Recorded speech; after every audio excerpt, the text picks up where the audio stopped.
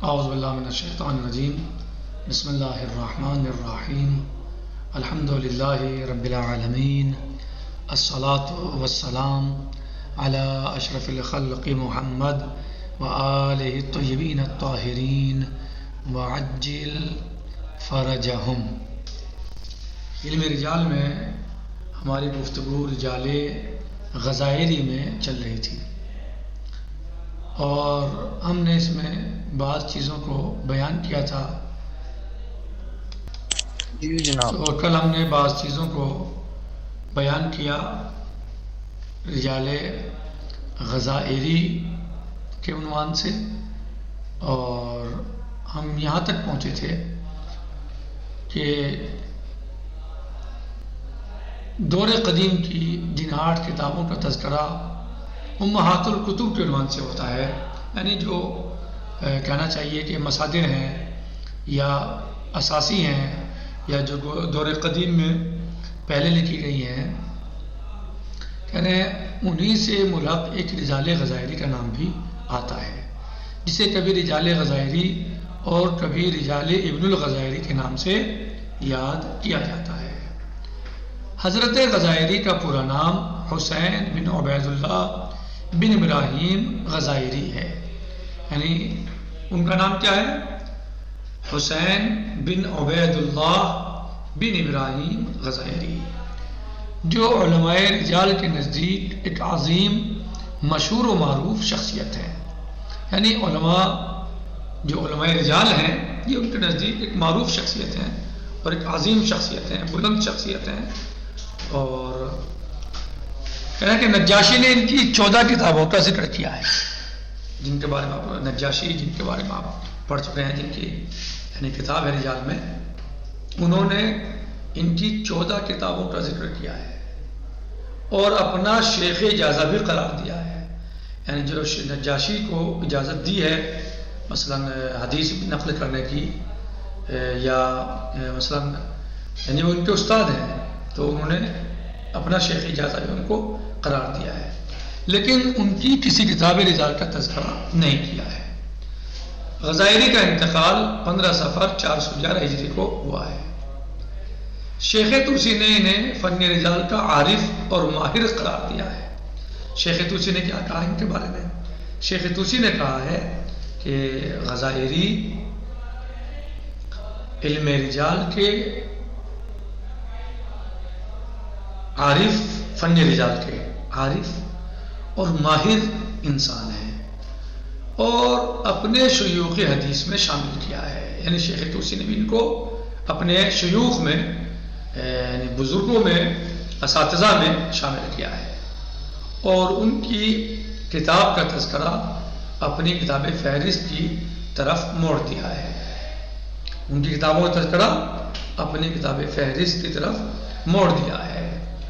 اور اتفاق سے فہرست شیخ میں تذکرہ نہیں ہے۔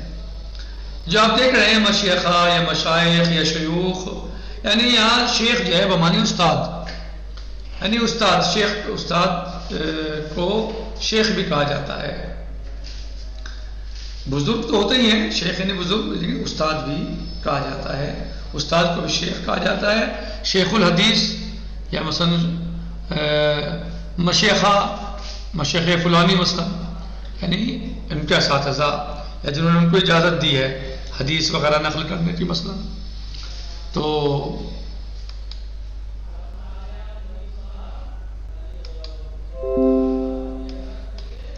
کہہ رہے ہیں کہ شیخ حدیث نے انہیں فن رجال کا عارف اور ماہر قرار دیا ہے،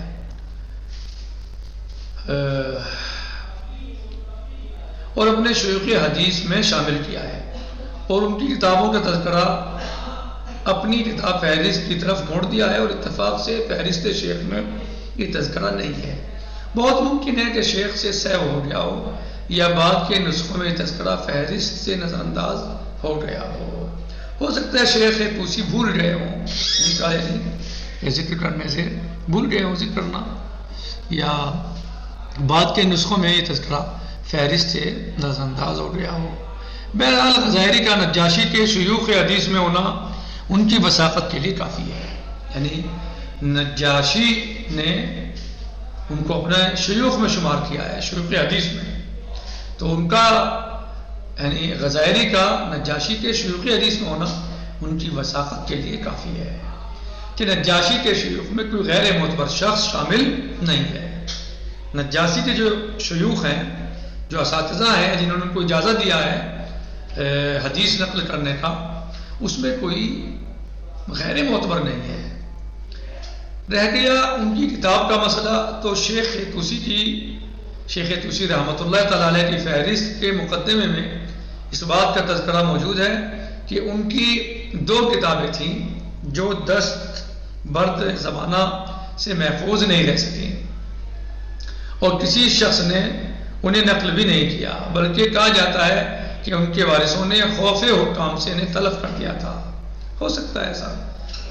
حکام کے خوف کی وجہ سے جو ان کے مثلا وارث تھے،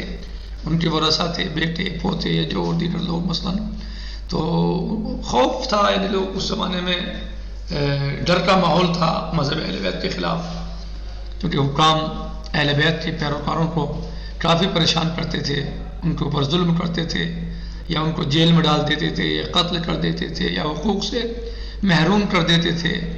تو اس لیے انہوں نے، ہو سکتا ہے یعنی اتنا آسان نہیں تھا جتنا آسان آج ہم یعنی مذہب اہل بیت کو نشر کر سکتے ہیں، یہ کر رہے ہیں، اور مثلا ہم بڑی آسانی سے اور آزادی کے ساتھ دنیا کے اندر یعنی دنیا کے بہت سارے ملکوں کے اندر اور اکثر ملکوں کے اندر یعنی کوئی مشکل کسی طرح کی بھی نہیں ہے، اور کسی طرح کی کوئی روک تھام مذہب اہل بیت علیہ السلام کے نشر پر نہیں ہے۔ چند ممالک ہیں جہاں پر آج بھی جو ہے وہ بڑے افسوس کے ساتھ کہا جاتا ہے کہ آج بھی ان چیزوں پر نظر رکھی جاتی ہے، یا ان کی یعنی جو یعنی جمہوریت کا اثر ہے، آزادی کا زمانہ ہے یہ، مگر بعض جگہوں پر ایسا ہے، لیکن الحمدللہ دنیا کے بہت سارے ممالک اور بڑی مقدار میں ممالک ایسے ہیں کہ جہاں ایسا نہیں ہے، بلکہ وہاں کسی مذہب کو بھی اپنے مذہب کے نشر و اشاعت میں کوئی پریشانی، کوئی مشکل نہیں ہے۔ اس میں ہمارا ملک ہندوستان بھی ہے جو ہمارا عزیز وطن ہے، اور بہرحال یہاں بھی ہم یعنی اپنے دیش میں، اپنے وطن میں بڑی آزادی کے ساتھ جو ہے وہ مذہب کی نشر و اشاعت کرتے ہیں، اور کسی قسم کی کوئی پریشانی نہیں ہے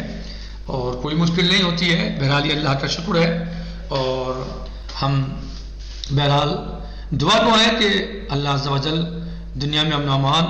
قائم رکھے، اور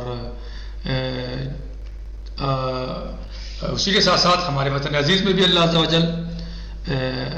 امن و امان قائم رکھے، اور اس کو اچھے طریقے سے اور مزید ہم کو اور ہمیں اور ہمارے حکام کو زیادہ سے زیادہ خدمت کی توفیق دے۔ بہرحال کیونکہ لیکن اس زمانے میں مشاکل تھی نشر و اشاعت پر مذہب اہل بیت کے، تو اس کے خوف کی وجہ سے مثلا ان کے ورثہ نے ان کتابوں کو طلب کر دیا۔ ظاہر ہے ان کو کوئی ڈر ہوگا، کوئی دہشت ہوگی، تو اسی لیے تو انہوں نے ایسا کیا، ورنہ کون چاہتا ہے کہ اپنے بزرگوں کی میراث کو یا ان کے کمالات کو یا ان کے کارناموں کو فقد کر دے، کھو دے یا تلف کر دے، تو کسی خوف ہی کی وجہ سے ایسا انہوں نے کیا ہے۔ بہرحال شیخ نجاشی نے بھی اپنی فہرست میں ان کی کتابوں کا کوئی تذکرہ نہیں کیا ہے۔ یہ اور بات ہے کہ ان سے بہت سے بیانات نقل کیے ہیں، اور انہیں کبھی اپنا شریک درس قرار دیا ہے اور کبھی استاد، یعنی شیخ نجاشی نے بھی اپنی فہرست میں ان کی کتابوں کا کوئی تذکرہ نہیں کیا ہے۔ یہ اور بات ہے کہ ان سے بہت سے بیانات نقل کیے ہیں اور انہیں کبھی شریک درس قرار دیا ہے اور کبھی استاد۔ صرف احمد بن محمد بن خالد برقی کے حالات کے ذیل میں غزائری کی تاریخ کا ذکر کیا ہے، اور بہت ممکن ہے کہ اس سے مراد کتاب رجال ہی ہو، کہ دور قدیم میں کتاب رجال کو بھی تاریخ کہا جاتا تھا، جس طرح تاریخ بخاری تاریخ نہیں ہے بلکہ کتاب رجال ہے، اور تاریخ بغداد بھی تقریباً کتاب رجال ہی ہے، تاریخ صرف اس کا نام رکھ دیا گیا ہے۔ آج ہم یہیں پر اکتفا کرتے ہیں۔ امید کرتا ہوں کہ آپ اس کو سمجھ گئے ہوں گے اور دہرائیں گے، اور انشاءاللہ مزید محنت کریں گے اور سمجھنے اور سمجھانے کی کوشش کریں گے۔ والحمدللہ رب العالمین۔ السلام علیکم ورحمۃ اللہ وبرکاتہ، فی امان اللہ، خدا حافظ.